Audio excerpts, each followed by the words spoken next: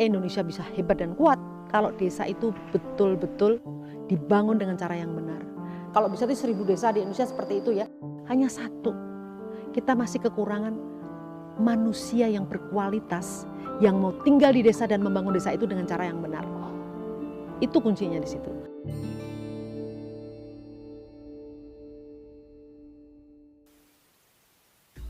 Belum semua tempat di Indonesia bisa menikmati terang yang disediakan perusahaan listrik negara, khususnya desa terpencil. Namun, upaya membuat daerah pelosok terang benderang bukan hal mustahil. Salah satu caranya adalah dengan memanfaatkan sumber daya air yang biasanya melimpah di pedesaan. Cara inilah yang ditawarkan Tri Mumpuni untuk memenuhi kebutuhan energi di daerah yang tidak tersentuh akses listrik. Banyak daerah di Indonesia yang secara geografis cocok untuk pengembangan pembangkit listrik tenaga mikrohidro atau PLTMH. Dengan memanfaatkan sungai yang memiliki perbedaan ketinggian, PLTMH Cinta Mekar yang terletak di Kabupaten Subang, Jawa Barat ini dibangun Tri Mumpuni lewat Institut Bisnis dan Ekonomi Kerakyatan atau IBK yang dibentuknya. PLTMH Cinta Mekar ini sudah dibangun sejak tahun 2002.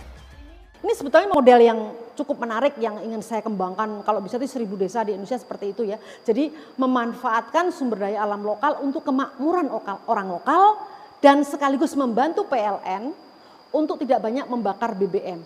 Karena ini energi bersih ada di lokasi di mana penduduk itu tinggal. Ide dasarnya selain memenuhi kebutuhan warga, sisa kelebihan produksi listrik bisa juga dijual ke PLN. Hasil penjualannya bisa kembali disalurkan untuk mendanai kebutuhan warga desa. Sekaligus ingin membuat desa makmur karena desa bisa punya income dari hasil menjual energi yang dibangkitkan oleh mikrohidro di mana desa-desa itu berada. PLTMH yang dikembangkan Tri Mumpuni adalah pembangkit listrik berbasis warga. 50% saham dimiliki swasta, sementara 50% lainnya adalah milik masyarakat yang dikelola lewat koperasi.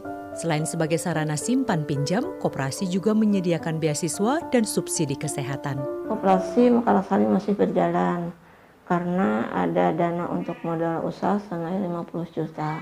Alhamdulillah, isu itu masih beredar.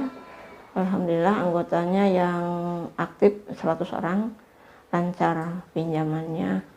Upaya untuk menerangi desa-desa terpencil ini dilakoni Tri Mumpuni bersama sang suami, Iskandar Budi Saroso. Selama 30 tahun terakhir, mereka telah sukses menyediakan listrik untuk lebih dari 60 desa terpencil.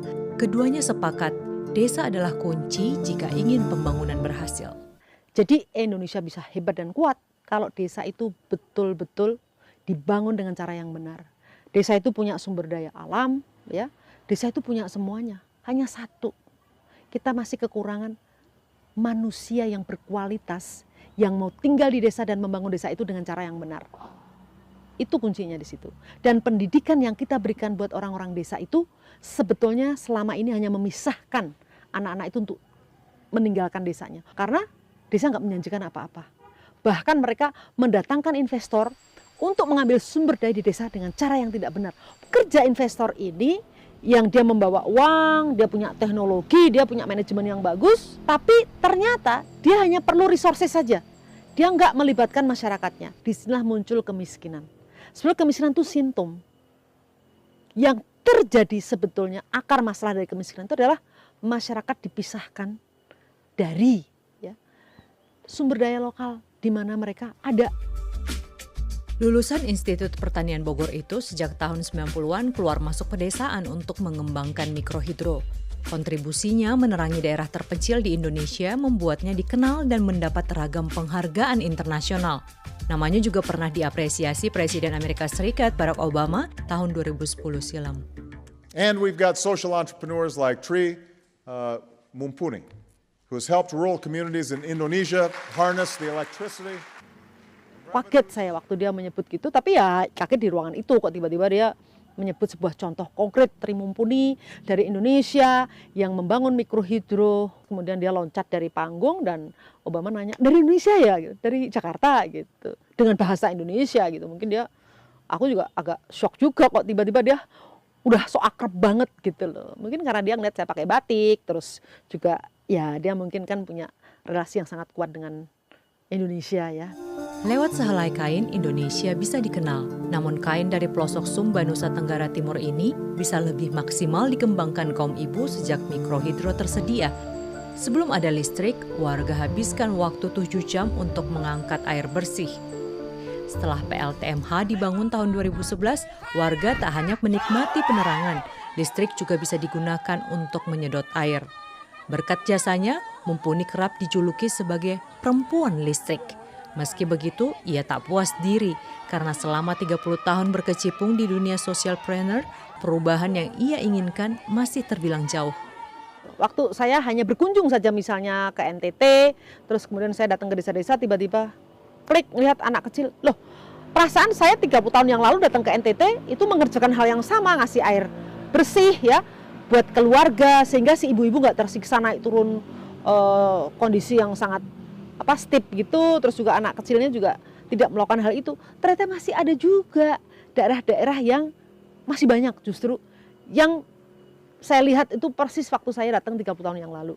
Berarti kan ada yang nggak beres. Saya jadi merasa bahwa ya selama Allah ngasih saya sehat, ini lifetime commitment. Jadi komitmen seumur hidup. Saya pikir ya saya menikmati dan itu menjadi passion saya, kenapa enggak?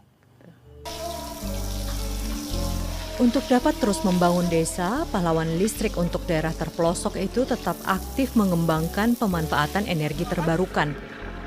Selain air, potensi sumber energi lain yang bisa dikembangkan di pedesaan adalah biogas.